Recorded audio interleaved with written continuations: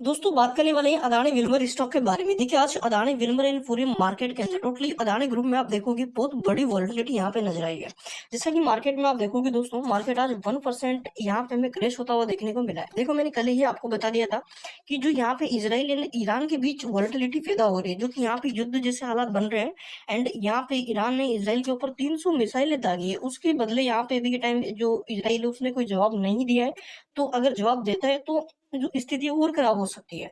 तो इसके पीछे दोस्तों यहाँ पे देखो मार्केट में बहुत ज्यादा वोलेटिलिटी नजर आ सकती है। खासकर अगर आप यूएस मार्केट को देखोगे तो वो तो दोस्तों पिछले सेशन में जब उनके इन्फ्लेशन के डाटा आया था तब से ही यहाँ पे करेक्शन में था एंड पिछले दो ट्रेडिंग सेशन में कम से कम वो 2-3% यहाँ पे गिर चुका है।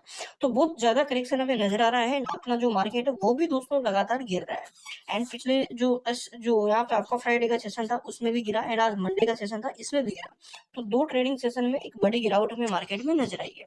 मेन क्वेश्चन अभी के टाइम सभी लोगों का यही है कि भाई अदानी के अंदर हमें करना क्या है, क्योंकि अदानी का तो भाई इजराइल से सीधा संबंध है। क्योंकि यहाँ से अगर हम देखें तो अदानी ने हाल ही के अंदर जो इजराइल उसमें एक पोर्ट का अधिग्रहण किया था जिसमें वहां की कंपनी का 30% हिस्सा है एंड आपका जो अदानी ग्रुप है इसका 70% हिस्सा है।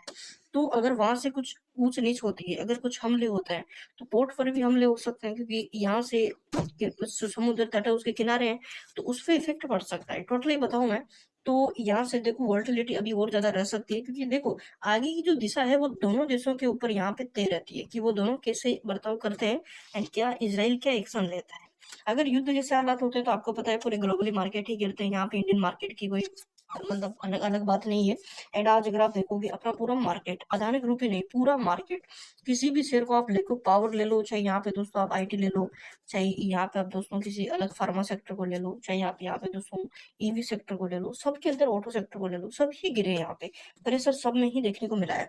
मेन चीज आज का डाटा दोस्तों वॉल्यूम बहुत कम थी, अराउंड 13-13.5 लाख के आसपास की वॉल्यूम थी जो कि नॉर्मल वॉल्यूम थी। तो अपन एक चीज कर सकते हैं कि ये देखो जो गिरावट हुई ना इसमें बड़े प्लेयर्स का कोई हाथ नहीं है।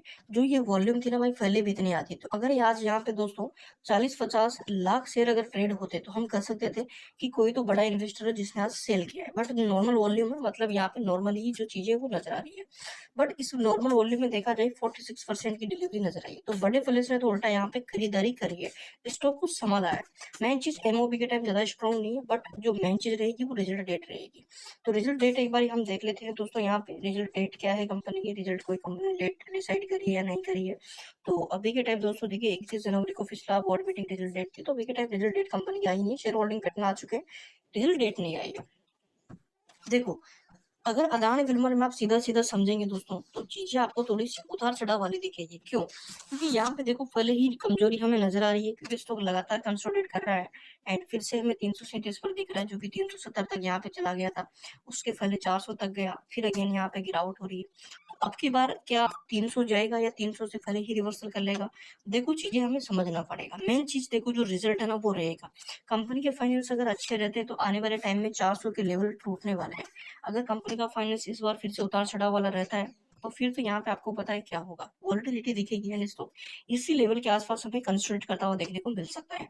बट हमें डरना नहीं है, हमें बड़े प्लेयर्स के पीछे चलना है। बड़े प्लेयर्स के जो आंकड़े हैं वो हमें उन पर विश्वास करना है एंड उनके पीछे हमें चलना है।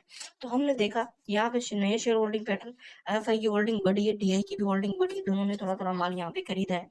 तो हम कह सकते हैं कि आने वाले टाइम में जो आंकड़े हैं वो अच्छे दिखेंगे एंड अच्छे आंकड़े की बदौलत स्टॉक का प्राइस भी बढ़ेगा यहाँ पे। तो ये चीज समझ ले। एंड अभी के टाइम जो ये वॉर वाली स्थिति चल रही है दोस्तों, देखो ये सब शॉर्ट टर्म वाली चीजें हैं, लॉन्ग टर्म में जाना ऊपर ही है। वैसे बनाए अभी के टाइम ये स्टॉक दोस्तों यहाँ से 200 चला जाए, अगर फाइनेंशियली आंकड़े अच्छे हैं तो 200 से भाई 2000 जाने का भी स्टॉक पोटेंशियल रखता है आने वाले टाइम के अंदर।